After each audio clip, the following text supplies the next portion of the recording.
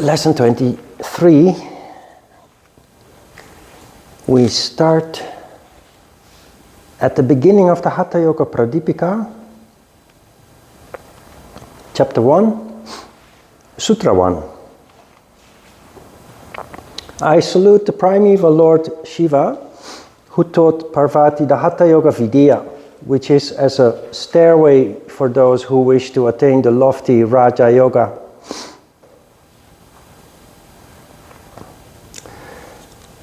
Any ancient book, any holy book, starts with an invocation. We live in a different time where people write books to earn money. The purpose is commercial. But in the past, books like these, they were not written for commercial purpose. They were written to help mankind, to give insight and knowledge to people.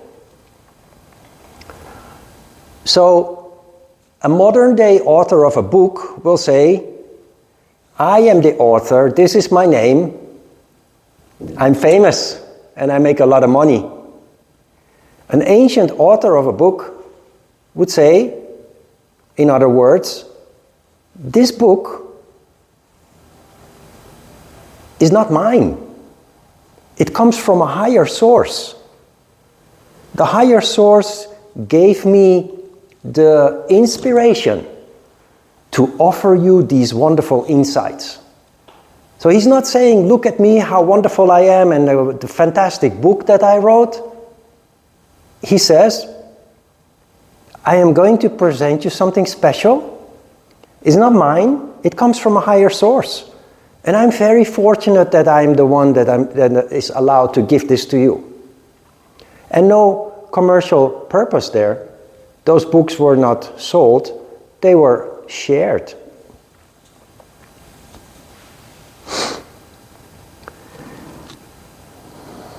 Also interesting here is a little bit of history. There's a little bit of history also that you find in the Bible and other holy books. Mankind in the Bible it started with Adam and Eve.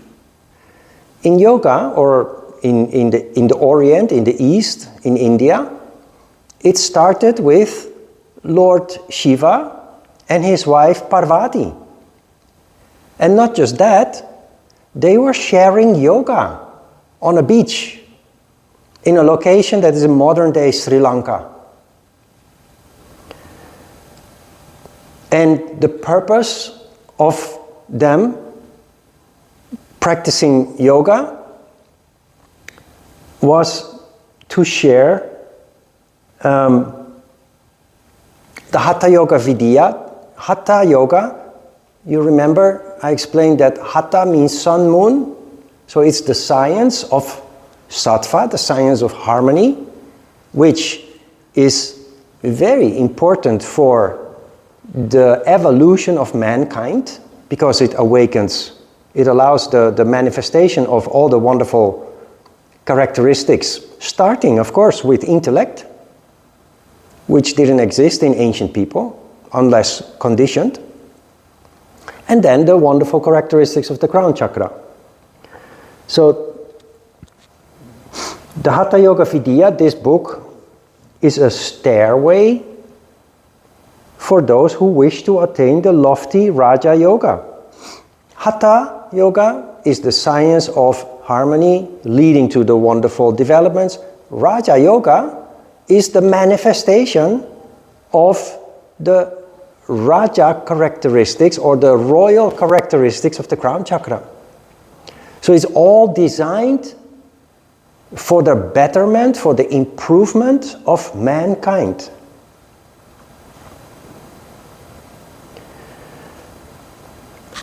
In Korea, another interesting element of this history, it's described in Ajita's comment, is something similar to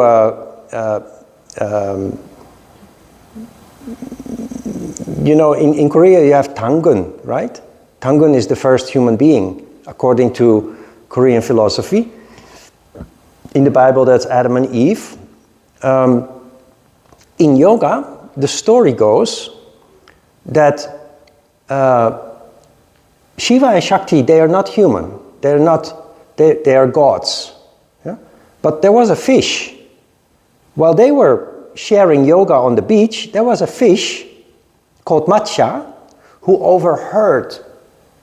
The fish spied on Shiva and Parvati, overheard their sharing of yoga, and as a result he was allowed to evolve into becoming the first human being. And the very interesting part about this is something that modern scientists also have discovered, that is that all life billions of years ago started in the sea. We all go back to the sea, and it is from the sea that life evolved eventually into creatures like human beings and other animals that are roaming the earth. All originate from the sea. You find, it is very interesting that ancient Indians knew, without all the sophisticated tools that we have as modern human beings and scientists, knew that life originated from the sea. Another interesting element of this also, to help you understand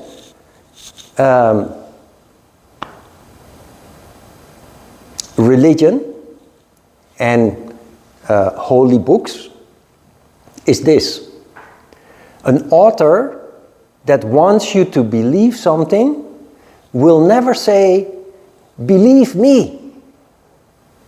I know everything, I know the answers, believe me." Because what do you do when an author says that? When another human being says that to you, you will say, nonsense. Why do you think that you know everything better than me? So what did they do? They would say, "This is not from me, this is from God." Same thing you see in the Bible. You know the story of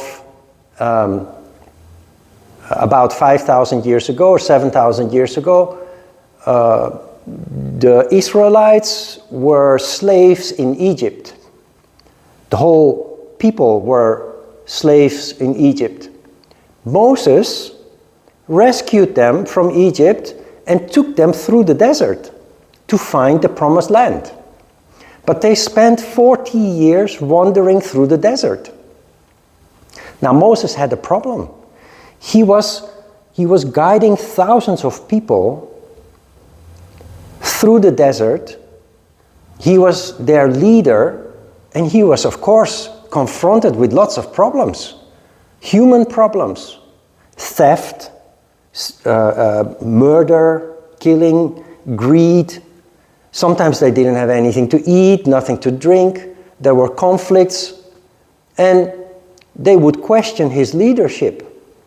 So one day, when confronted with lots of big problems that were difficult to solve, he said, "I will go up the mountain and meditate for 40 days.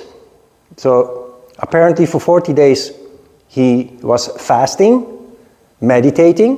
Then when he came back from the mountain, he said, "I talked with God.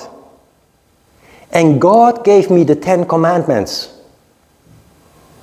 Don't kill your neighbor, don't steal." It's like the yamas and the niyamas. But do you think that God gave that to him? He said that God gave those commandments to him. Because if he would have said, "Well, I sat there on the mountain and I was thinking about the problems that we are facing, and then I thought, we should do this and this and that, and these will become our laws because I say so," people would have rebelled. People would have said, "Moses, who the hell do you think you are to tell us how to live our lives?" and what we can and we can't do. So Moses said, this is from God. And God is a higher being, and you cannot question that. And all ancient books are basically based on that principle. What is God? We know, of course, with our rational thought. God is intuition. And you go into the forest or up to the mountain and you spend 40 days meditating, you develop deep insights. Like you, when you started meditating, you started developing insights into yourself, your own life, but also the world around you. That is God. Don't say that to religious people, because then they will accuse you of being a heretic and not taking their religious serious, because God is something beautiful up there. But practically speaking, it's here. And it's especially manifesting when you meditate, when you're in sattva, and you're in peace and in quiet, in silence, and you develop amazing insights as a result of that. But if you say, this is my decision and it is my discovery and you all have to listen to this, people will not take it serious. But if you say this is from God, then people are in awe and they're afraid of God. And if you don't behave, God will punish you, and that is where all this comes from.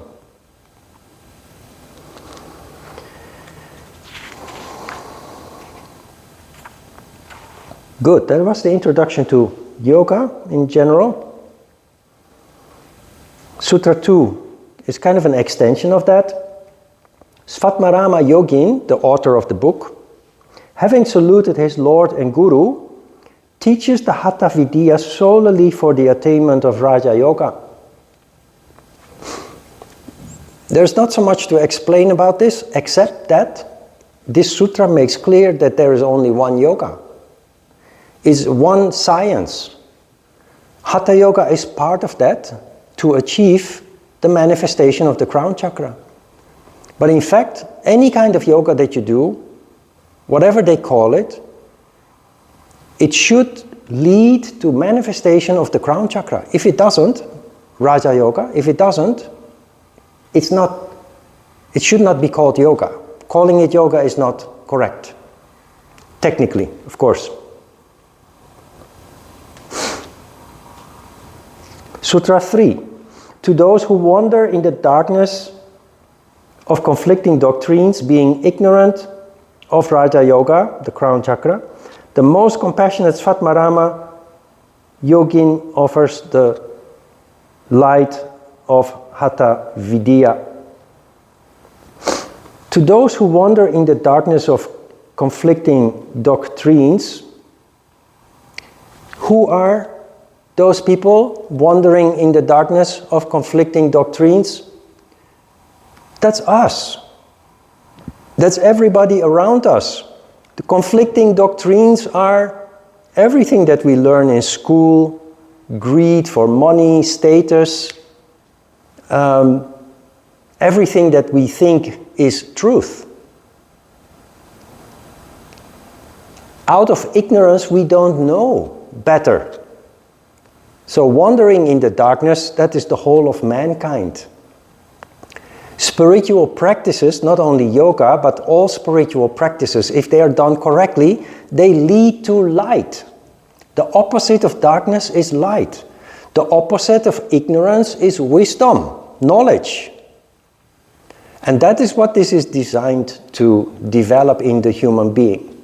Not by the modern way of learning all kinds of subjects in school and memorizing lots of books, but by developing the entity within the human being where you develop insights and wisdom, the crown chakra.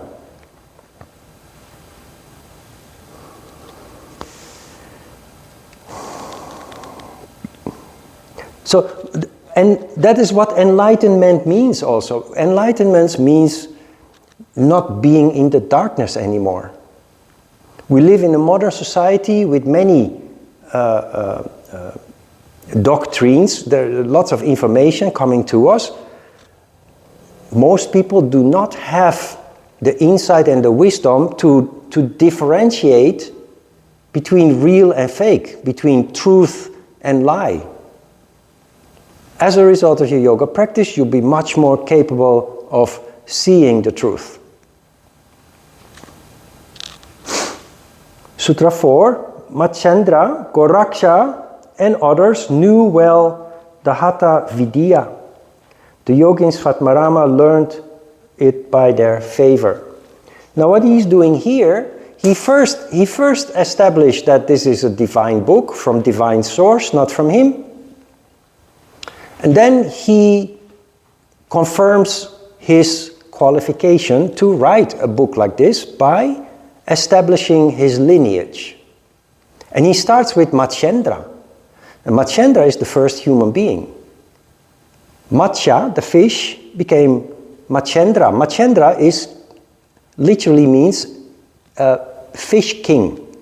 Because a Matsya is a fish and Mahendra is a king. Matchendra is king and fish together. So he starts with his lineage all the way back to the first human being. And then Goraksha and others, he goes on in the next Sutra 5 to 9 with the whole lineage basically, starting with not Matchendra but Lord Shiva, who was teaching yoga to Parvati on the beach. So Sutra 5 to 9, Shiva, Matchendra, Shabara, Ananda Bhairava, Kaurangi, Meena, Goraksha, Virupaksha, Bilasaya, Mantana, Bhairava, Siddhi, Buddha, Kantadi, Korantaka, Surananda, Siddhapata, Karpati, Kaneri, Pujapada, Nityanata, Niranjana, Kapalin, Bindunata, Kakakandishvara, Alama, Prabhudeva, Godakolin, Tintini, Banukin, Naradeva, Kanda, Kapalika, and many other great Siddhas, having conquered time by the power of Hatha Yoga, move about the universe. So, when you are among serious yogis, the question sometimes arises of what lineage are you? When asked that question, you say, my lineage is the lineage of Patanjali. Patanjali is the father of yoga as we know it. We have both books as a foundation for our teaching. Svatmarama's Hatha Yoga Pradipika and the Yoga Sutras of Patanjali. Our lineage is the lineage of Patanjali. So there's a whole list of what he calls siddhis or siddhas. That is all holy people or saints, Buddhas, who have reached the highest levels of development that humankind can reach through the practice of yoga. They have conquered time by the power of Hatha Yoga and move about the universe. When you read that, you think about Star Wars or something, or Star Trek, moving about the universe.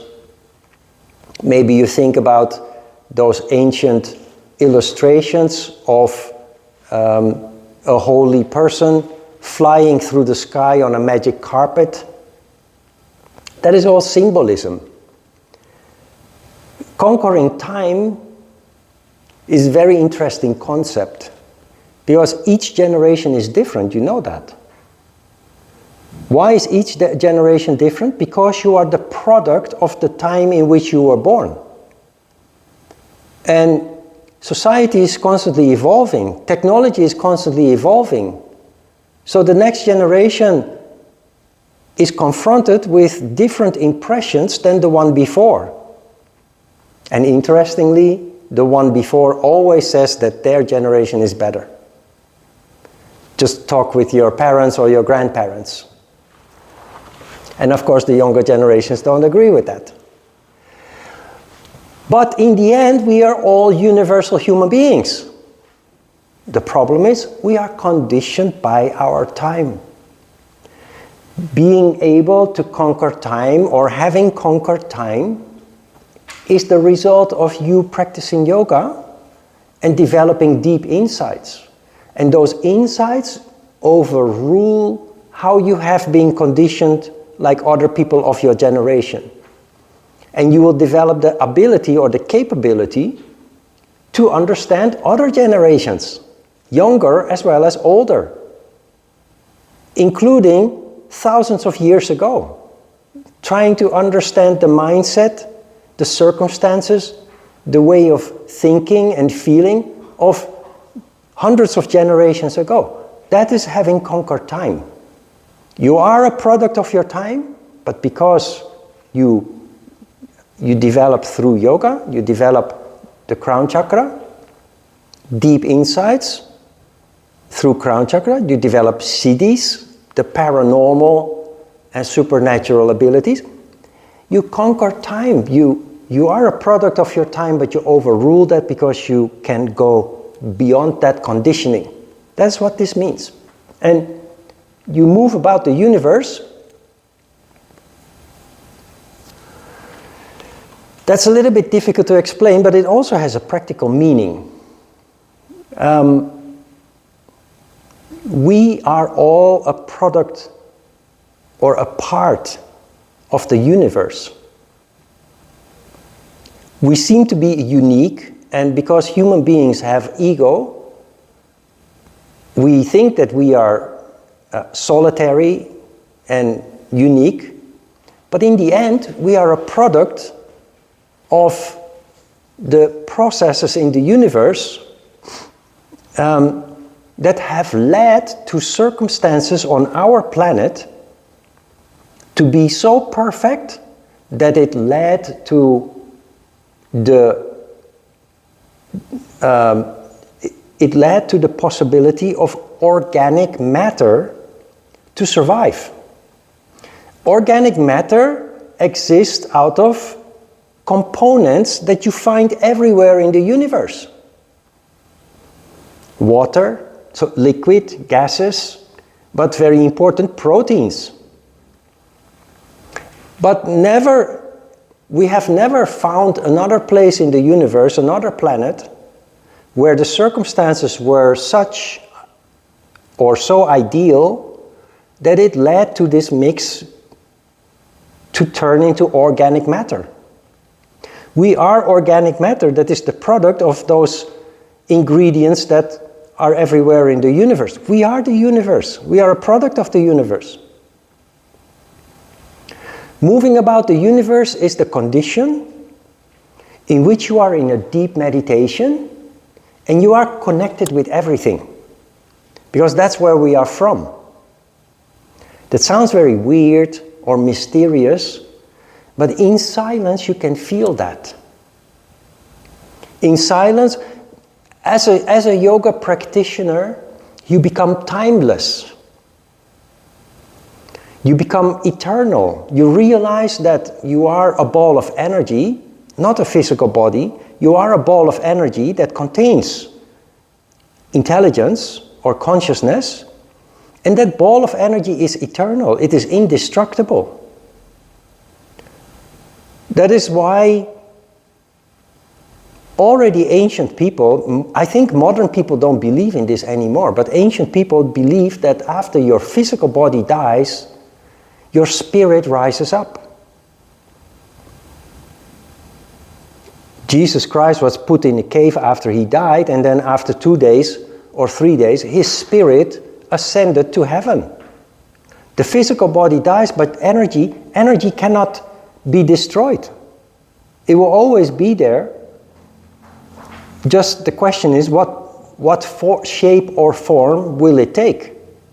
And so the universe is one big body of consciousness. It takes the shape of galaxies, of stars, of planets, but there is no place, at least as far as we have been able to find up to now, there is no place where the circumstances are so perfect that it has led to the sophisticated organic life as we know it. Our body, our organs, our mind. But in the end, we are a product of that. We are part of that, part of the universe. It is only that the circumstances have allowed the manifestation of our energy, our consciousness, eventually into a physical body. When you realize that also, you realize how vulnerable life is. You realize how vulnerable and valuable the environment is. And then you realize how shocking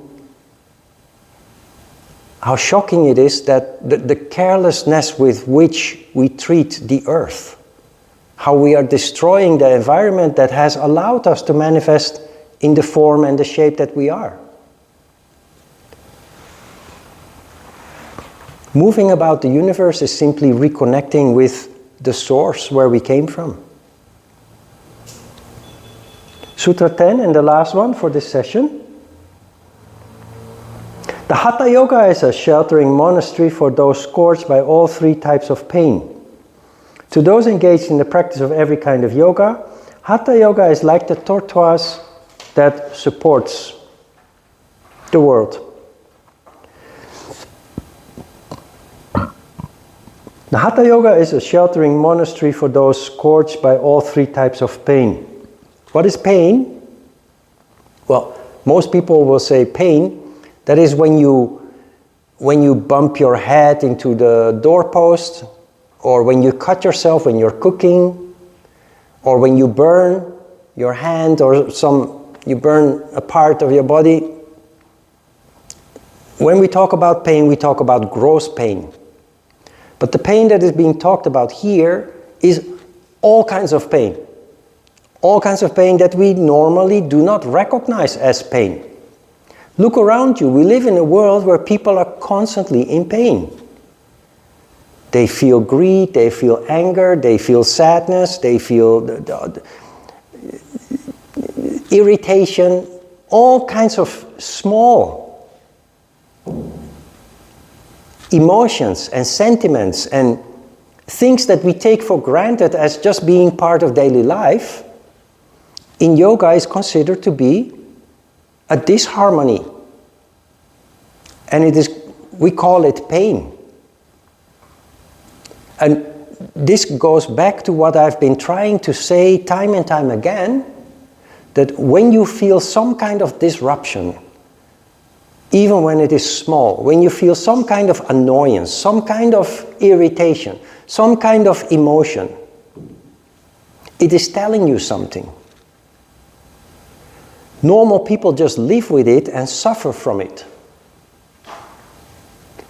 For us, it is important that we start rationalizing it. The moment that you feel something, you need to consciously think about what is happening. Why is it happening? Why do you feel that? Because it teaches you something about your situation. It teaches you something about you, about your behavior, or about the people around you and their behavior. And it always works together. And yoga is the science of sattva. Sattva is disturbed. And it teaches you how to keep your peace of mind. It teaches you what it is that is disturbing it. But it means we have to start paying attention.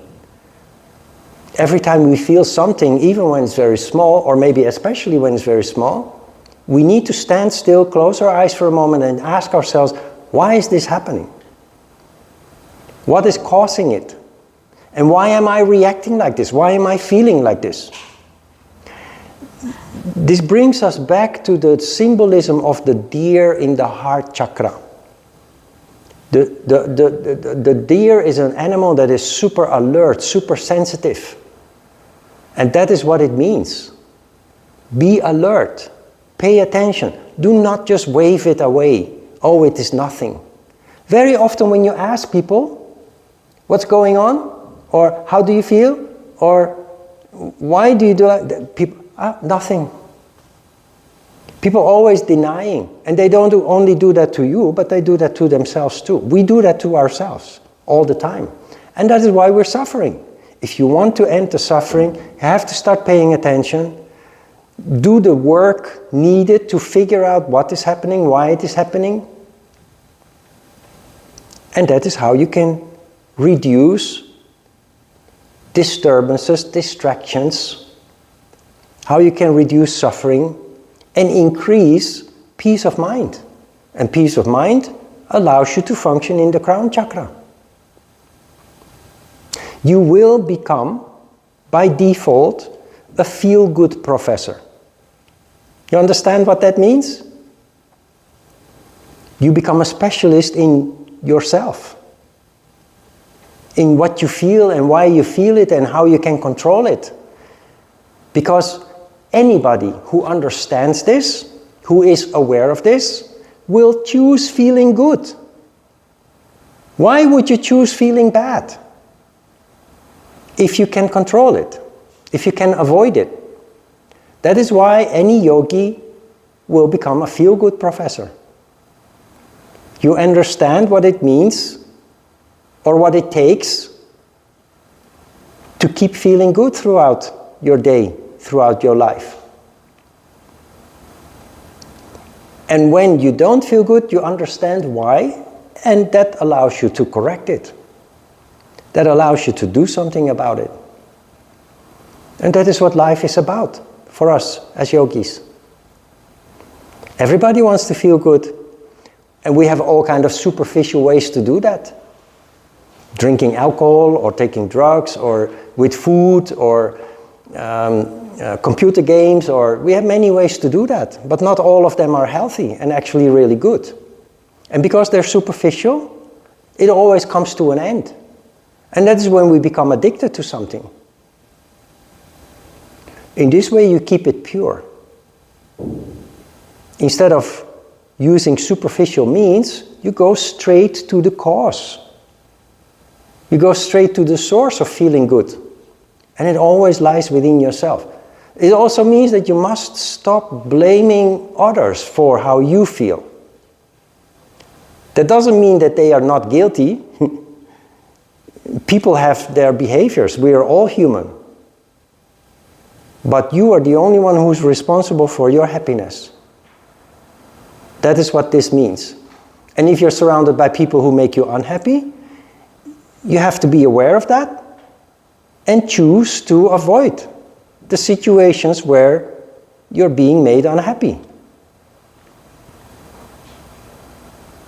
So very important that you always pay attention to what you feel. The pains here is not just about when you burn yourself or cut yourself or bump into a doorpost. Everybody understands that, and you try to avoid that. You try to be careful when you cut vegetables or when you walk through the door that you don't bump into the doorpost. But at the same time, we bump into all kinds of pains, emotions, sentiments, and what have you. And we do not treat that in the same way as we would little accidents where we cut ourselves or hurt ourselves. From now on, that is what we need to do if we want to improve. Questions? Let's have a short break. Then we can continue with asana.